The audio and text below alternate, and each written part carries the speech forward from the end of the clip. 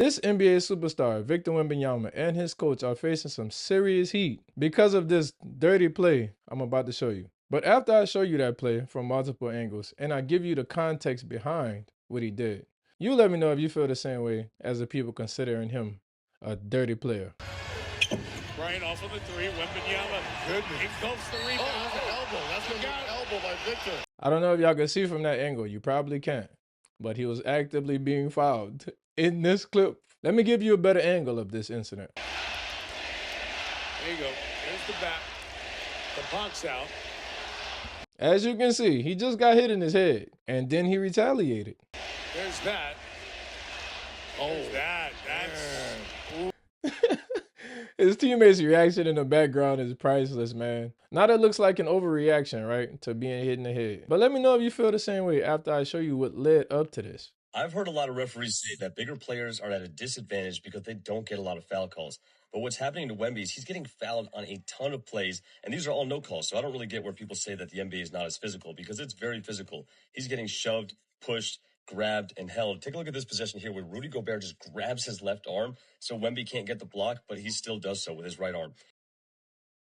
Now, he doesn't complain on any of these plays. Here, he's just completely held to not be allowed to. Before he continues, as you can see, the defense is being deliberately dirty. They know the shit that they're doing is illegal. You know you can't hold somebody's arm to stop them from blocking a fucking shot. Or literally hold them to stop them from blocking a shot. But the ref is fucking blind. Test the flow.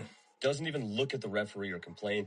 Here, McDaniels also grabs his right arm. So now he's trying to rebound it with just one, and he ends up tipping it to himself. And then here, this one's crazy. He gets his left arm trapped, elbowed and pushed out of bounds, and then hit again, even on the loose ball.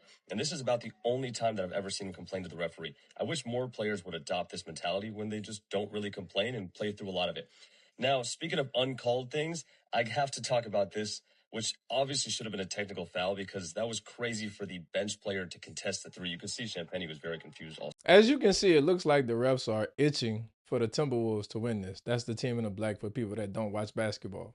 How are you allowing so much of this bullshit to happen and acting like it's not obvious fucking fouls? I'm confused. It's like he's basically playing basketball against football players. And anybody who plays basketball knows how playing against a football player is gonna go. You might as well put some pads on because you are about to get hacked. And his coach's response to the incident furthered the backlash he was already receiving. His coach said, the amount of physicality that people play with him, at some level you have to protect yourself. Given the context, most people in their right mind can very well understand that at some point you're going to get tired of the nonsense and retaliate. At some point, you have to defend yourself. I'm tired of people acting self-righteous about this situation as if they would have just, played through it or act like it didn't happen throughout the whole series when he's been dealing with this shit for 2 to 3 games. Bullshit. The average human likely would have never waited that long to retaliate to begin with. So to get on the internet and act like you would have went about it differently is just fucking hilarious. This is a prime example of fundamental attribution error. They are making this guy out to be a bad guy while completely disregarding